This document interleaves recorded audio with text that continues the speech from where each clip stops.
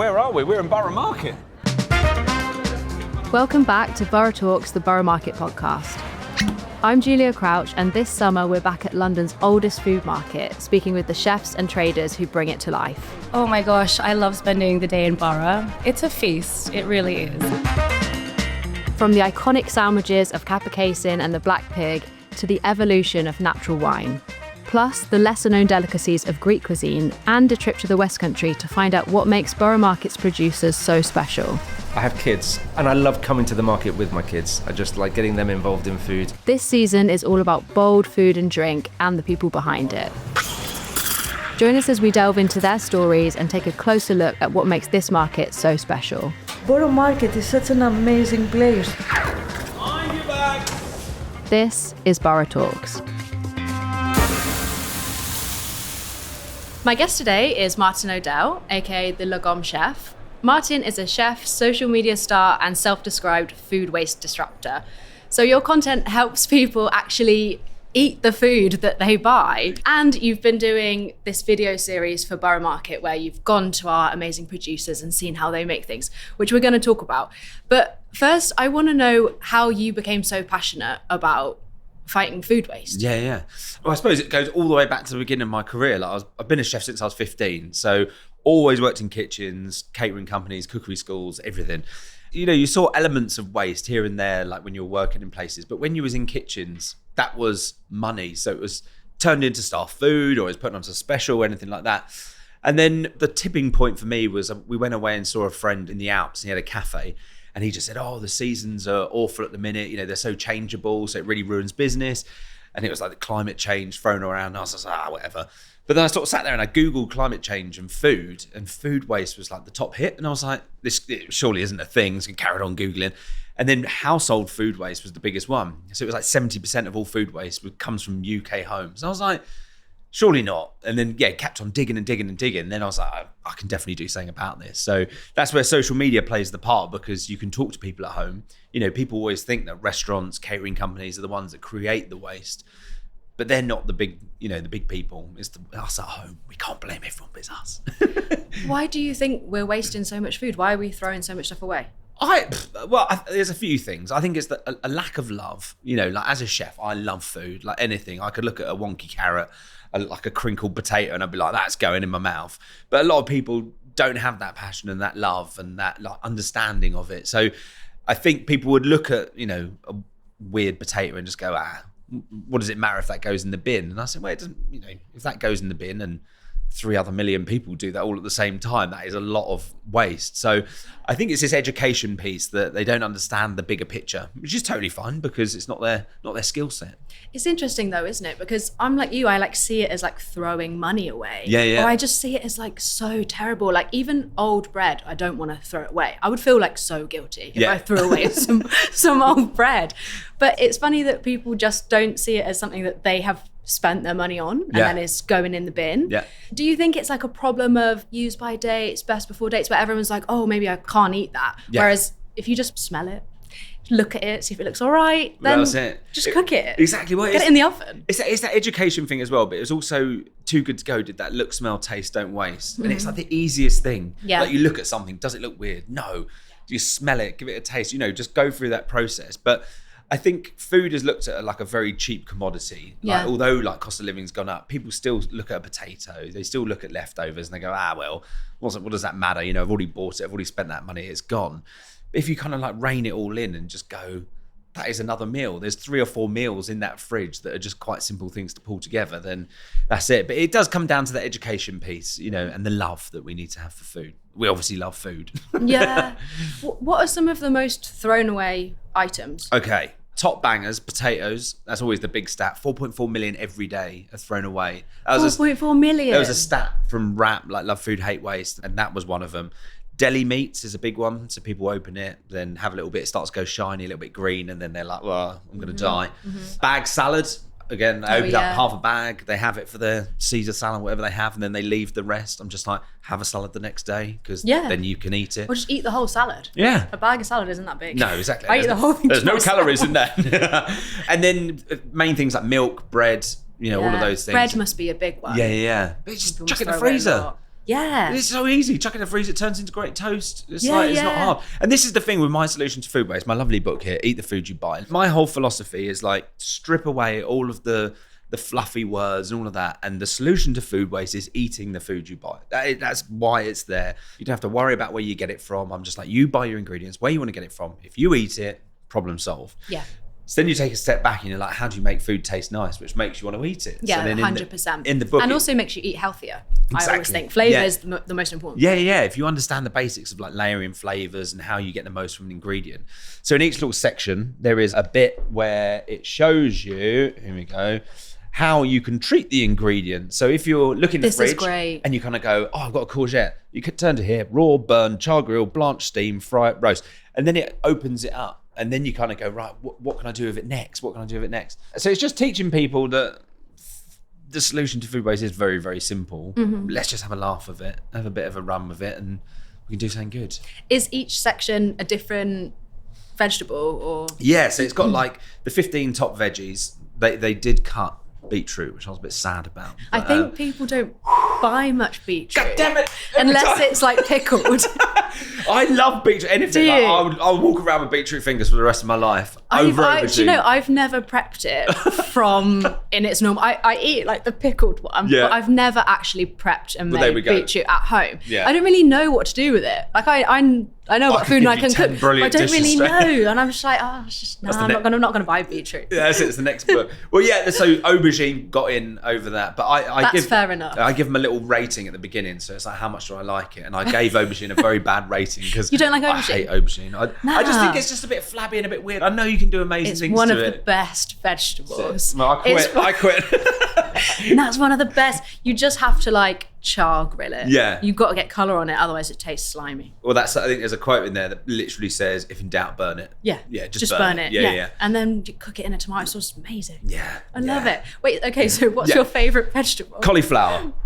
Okay, I like Absolutely dig cauliflower. It's not cauliflower. as good as aubergine. Yeah, it is. Anyway, not let's much move on. flavour. So it's like 15 top bangers, all of your veggies that are in there. And then in the meat section, there's not a massive meat section because Yeah. I don't feel like, we all know how to cook a steak. We all know how to cook a bit of chicken. But it talks about leftovers. So it's like Yeah. leftover pork. If you've got some leftover beef from a roast dinner, what can you do with it? Yeah. And then there's a kitchen cupboard essentials. So I call it the backbone of the kitchen. Yeah. So all the things, how to make like a decent dressing, how to like look at your spice cabinet, because people always go to me, what spices should I get? And I say it depends what cuisine you like.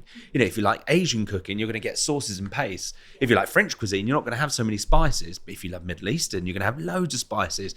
So I'm just like, dip your toe in, and then your dry store will build out from that.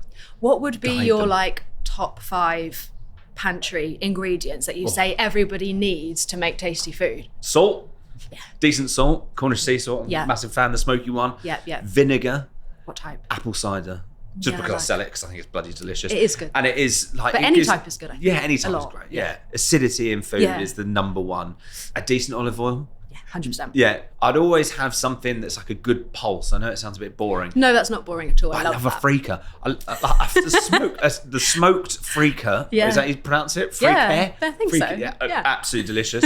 Explore the grains. I'm just like a Yeah. big fan. And Yeah. it never goes off as well. And, Yeah. and it can build a brilliant And dish. you've always got a meal. Yeah. Yeah. I think it's about thinking like an old Italian nonna. Yeah. They don't waste food. No. Or like a Greek grandma. They're never wasting food. Yeah. Pulses, beans, grains, all like really essential. But do you think the English way of viewing food maybe makes us a bit more wasteful? Maybe Yeah. thinking, we need to have meat, we need to have Yeah. this, or like following a recipe too strictly. I pull it back to simplicity. Like if you look at like the Italian nonnas that we said, their ingredient list is so narrow and so refined that they can play in lots of different dishes with the same ingredients. Whereas I think when I was growing up, it was like, let's fill the fridge. And you fill the fridge and you got all this stuff. And then at the end of the week, you're like, right, well, what do I do with it? And our family was always quite good at going through it. But I can imagine lots of people, like you go to the supermarket, do a massive shop for the week, And then lots of it's like, oh, those potatoes, oh, that bread, it's starting to go, but we'll get a new one, don't worry about it. The process that I kind of go through is it's like plan, buy, cookie, like make a plan. If your plan is simple, like my life's chaotic, so I'm in maybe 2-3 times a week. So I'll plan around that. You don't have to plan 7 days of a week. If you're only going to be in 3, then make that plan. Yeah. Buy the food that you need, not what you think you need. Cook it and eat it. It's like a very simple thing. So what's your view on the big shop versus the small shop? Because I'm quite anti big shop. Yeah, I'm exactly the same. My wife sometimes goes, well, we haven't got anything in. I'm like, we have everything in. But this is where the whole ethos of lagom came from. So lagom is a Swedish word, not too much, not too little, just right, okay? So if you have too much stuff, your fresh stuff, you're going to create waste. No matter who you are, you will create waste. Yeah. If you don't have enough, which I call like the dry store, the backbone of the kitchen, spices, lentils, pulses, all of that stuff, that never goes off. Yeah. So if you have this beautiful backbone and then you plug in fresh ingredients as and when you need them, your veg box, or I'm going to pop to the market, grab a steak, I'm going to grab some cheese, whatever. Then you plug that in throughout your week, then you'll create no waste because all of that dry store stuff doesn't go off. Yeah. And you could make, this sounds very simplistic, but you make a curry, some curry powder, some coconut milk, garlic ginger, whatever. Yeah. That's your base. And then you plug in a courgette and some chicken. Yeah. You've got a curry. Or like frozen peas. Yeah. I always think so underrated. You could put frozen peas in anything. Like if you don't have any fresh veg, get the frozen peas in. They go in anything. And they do so much, don't they? Love You've got a bad ankle. If you versatile. want to make a soup, a salad, yeah. So it's all about not having that big shop. We're in London. There's a shop on every corner. You can kind of go and get whatever you need to get. Just a quick break from the podcast to tell you about Friends of Borough Market. It's a new scheme bringing you closer to the market you love. If you live or work nearby or you're a regular visitor, Friends of Borough Market is for you. Think early access to events, exclusive content, and the first news of new products and seasonal specialities. You can sign up at boroughmarket.org.uk/friends. How long have you been doing this for now? I think it's coming up to 5 years now. Yeah, I did a lot of recipe development, which kind of got me out of the kitchen. And then when I started doing social media, I'd written these meal plans, which were all about food waste. So it was connecting all of the dots. So when you're in restaurants, again, a very simplistic view, but like if you're doing breakfast and you're doing a fry up, you have sausages. So for lunch, you might as well do bangers and mash. You might as well do bubble and squeak, all of these kind of things. So it was a flow of ingredients. Right. So I built these meal plans that had this like kitchen flow to it. So you would only buy limited ingredients. And then people were like, you need to do videos to explain these. And I was like, oh God, do I have to? So I did the horrendous like ASMR, it was awful. I'll dig one out for you. But I did all of that. And then I grated a piece of frozen ginger and just posted it because it came out like Parmesan cheese. Oh, cool. And my TikTok I didn't even know what TikTok was. Yeah. And it just absolutely exploded. And then, it went from like 500 people to 1 million in like 6 months. That's mental. Yeah. So do you think there's a real appetite, so to speak, for not wasting food? Like people want to learn this stuff. They don't want to throw stuff away. Yeah, I always think there's like a couple of schools of thought because social media is so broad now. People are like, oh, is your audience like 12 to 20-year-olds? I'm like, no, I've got this like 80-year-old woman messaging me who's like going, we don't waste food. So there's like old school mentality of like, we never wasted food, the war generation. Yeah. That was like, we use every little bit. And then you get families now, which are like really, one of my biggest audiences. They're like, the kids love it. The kids are invested. So I'm like, sweet, that's the next generation sorted.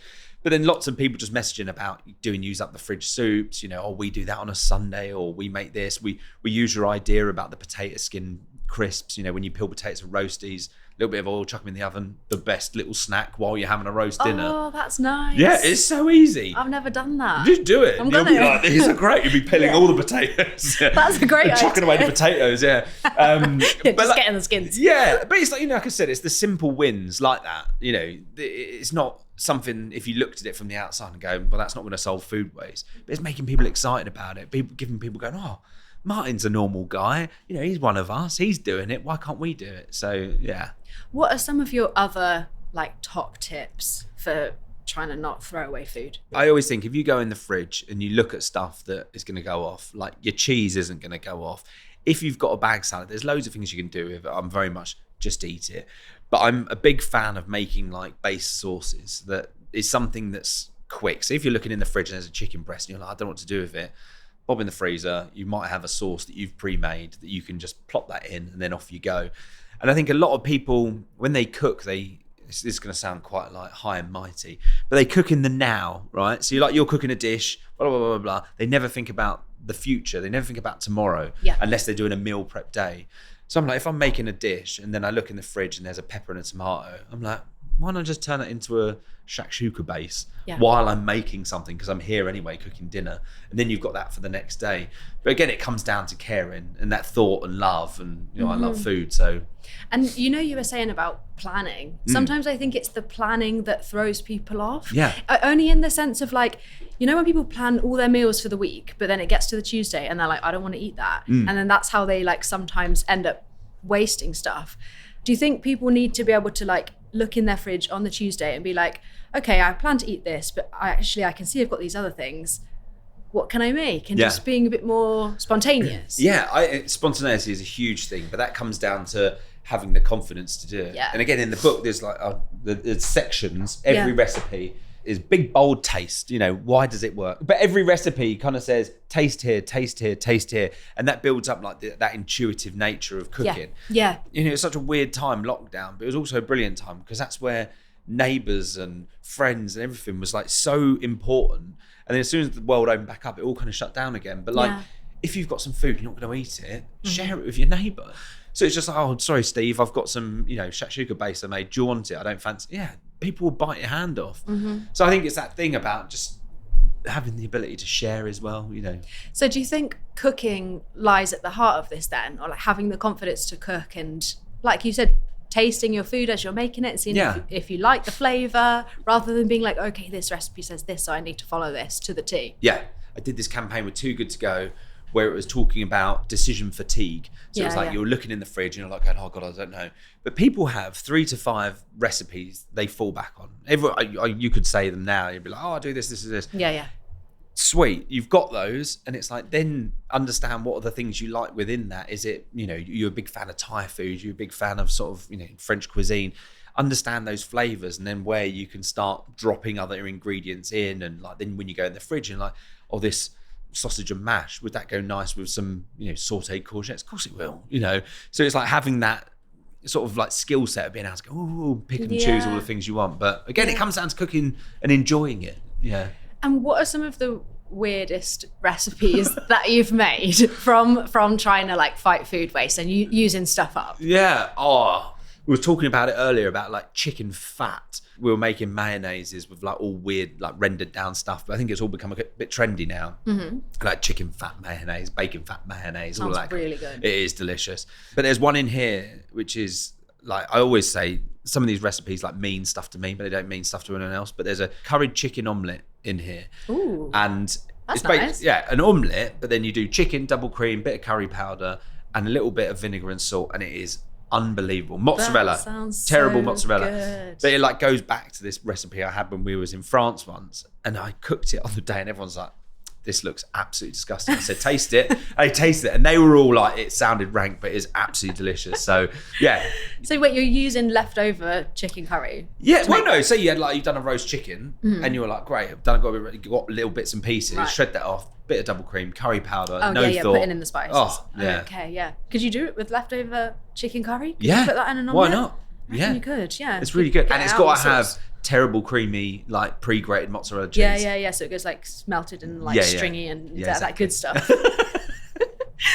And you shop in Borough Market, don't you? You buy ingredients from there. Why do you like shopping in a market like that? I honestly think, as a chef, you see ingredients that you don't necessarily ever think you'll see in a supermarket. And the way they look as well, you're like, oh my God, that's what a strawberry should look like. Or that, like my son got in, this sounds really middle class, but he loves rambutan and mangosteens. And it's like, is it rare? It is rare. Yeah. And you go there and you're like wandering around. I'm like, I'm going to get him some stuff today. And you just grab little bits and pieces. And I think that's the thing I love about food, is there's always something new to discover. And I think that's with Borough, even when you go and talk to the butchers and you're like, oh, is there a cut of steak, like entrecôte? No one ever eats that, but it's like weird and gamey and like beefy, and so it's like all of these things you can still, as a chef, discover new places. So there's just so many like treasures to be found, isn't there? Yeah.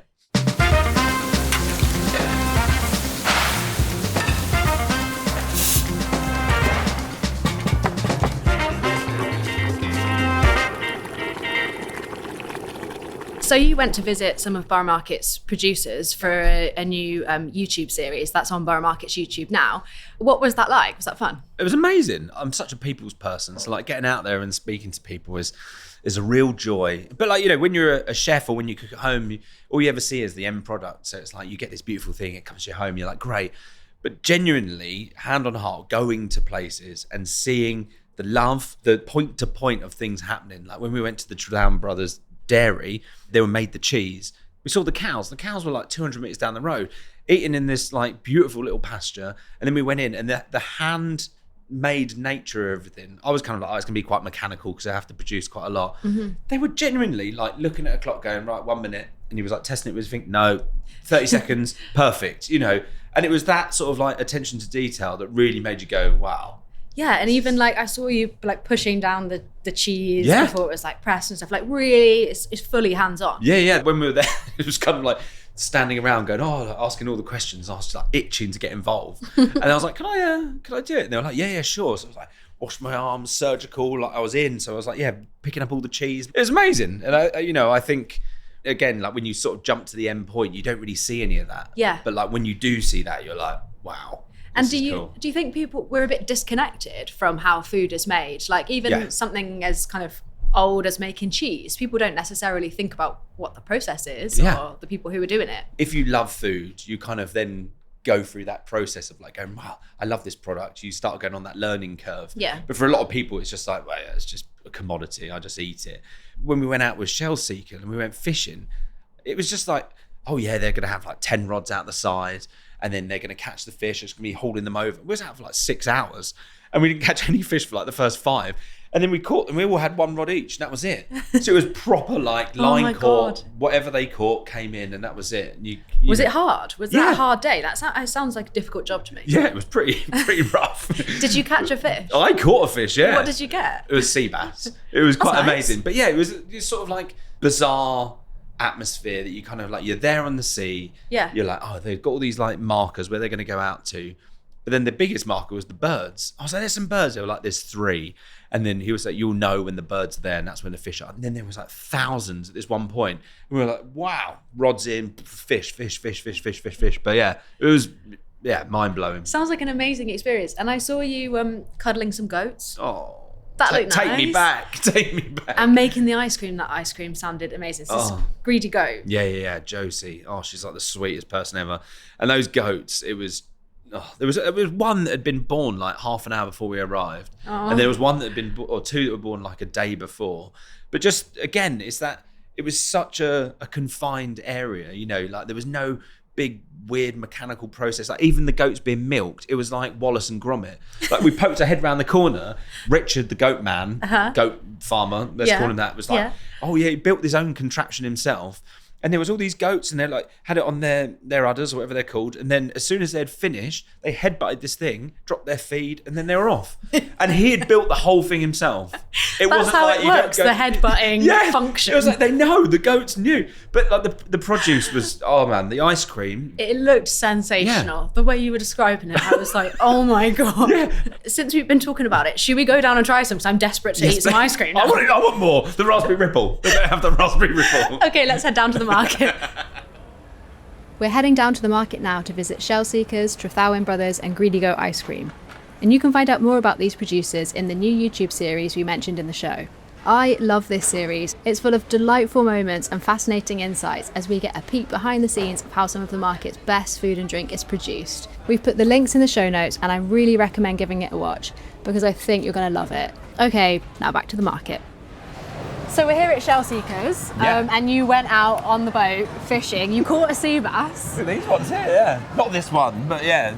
So this is the kind of size, and if it's smaller than that, what happens? Anything under that, chuck straight back. It's unhooked, straight back in. So there's no nets, nothing. Just like So So it has to be at a certain size, otherwise it's like a baby and you have to put it back. It's to about- keep the stocks. Exactly, it's all about keeping the stocks going. It's like, future-proofing. If you went out and you trawled it or you caught it with loads of nets, they'll be dead, gone back. But these ones, just popped them off, chucked them back in, see you later. And I probably caught one again in about 5 minutes' time, but it was amazing.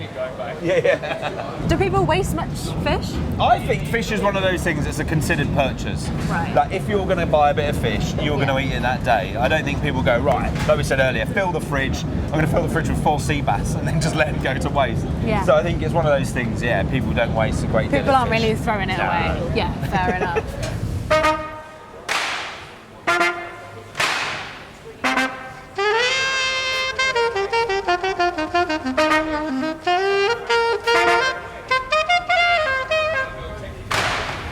Okay, so Martyn, Yes.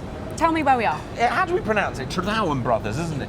Tredowan. I did good, Tredowan. And you went to visit them? Yes, this is the Pitchfork Cheddar, and I'm going to have to help me again. Gorewith, I did get it right. And this is where you went and you saw the cows? Yeah, we saw the cows, and then we made the Gorewith. This is the one I had my hands involved. This is where you were pressing it. Yeah, and it is Ooh, cool, absolutely okay. unbelievable. Oh, it smells interesting. You smell it? I just ate it straight away. Oh, it's so good. I love the texture. I Oh, it's got a nice tang to it at the end. always think my mouth just instantly salivates Yeah, as me soon as you too. put it in. It's got good acidity to it. Oh, that's lovely. You know when you like have a drink on holiday, Yeah. and it tastes different. Yeah. It tastes different here than from sitting on the farm. I bet it does. Yeah, sitting there looking at the cows, Being eating in the the cheese. environment. Yeah. So we're going to try some smoked cheddar as well. I love anything smoked. That's my. I like smoked stuff too. I never used to like cheddar when I was younger, and I think it's because I was eating bad cheddar. I've since had good cheddar, Thank you. which I'm sure this will be. Oh, yum yum yum. It creates such a wonderful flavour. This is good cheddar. Oh, fantastic. Thank you. Thank you so much. This cheese is incredible. What a I'm breakfast. going to be back to buy some later. On your back. On your front of you.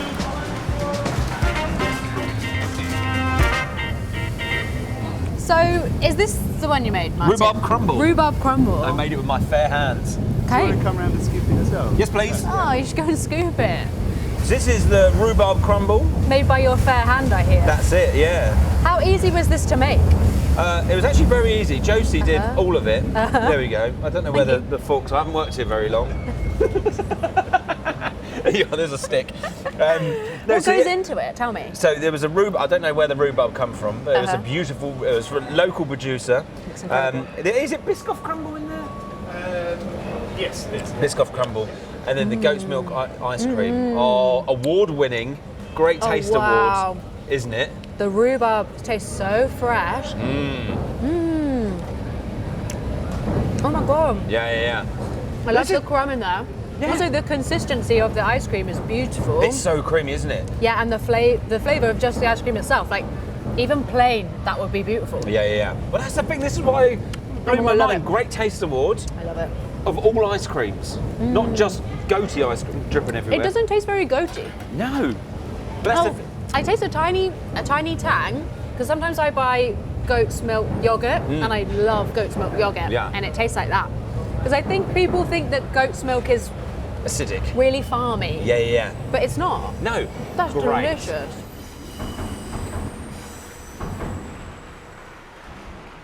What's your perfect day out in Borough Market? What stores are you going to? What are you buying? What are you having for lunch? What are you doing? I mean, I did it today, and this is my favourite thing to do.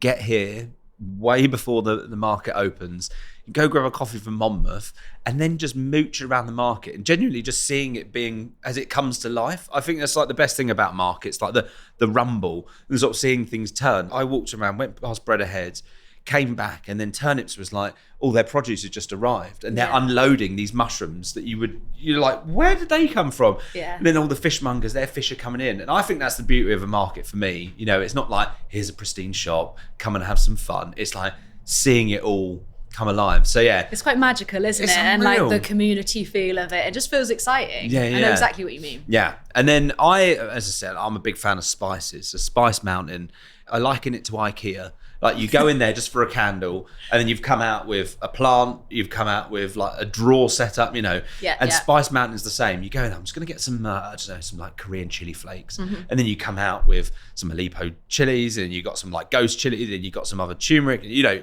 it's just one of those places where you just go and get lots of bits and pieces from. Raya, we mentioned earlier. Yeah, oh I man, love Raya. just get fruit. Best coconut milk. No, but the fruit, like mangosteens, rambutans, all of that. Like I would never, you don't get that stuff in a supermarket. And it's just go in there and get something weird and just try it. It'll be So quite much fun. expensive, but it is delicious. Yeah. And then you can't pass up ginger pig for a sausage roll. I Yeah, mean, fair. it's- Is that your go-to lunch at the market? Is that what you would do? Or is that just snack? That could be a little antipasto. snack? Yeah, Yeah. antipasto.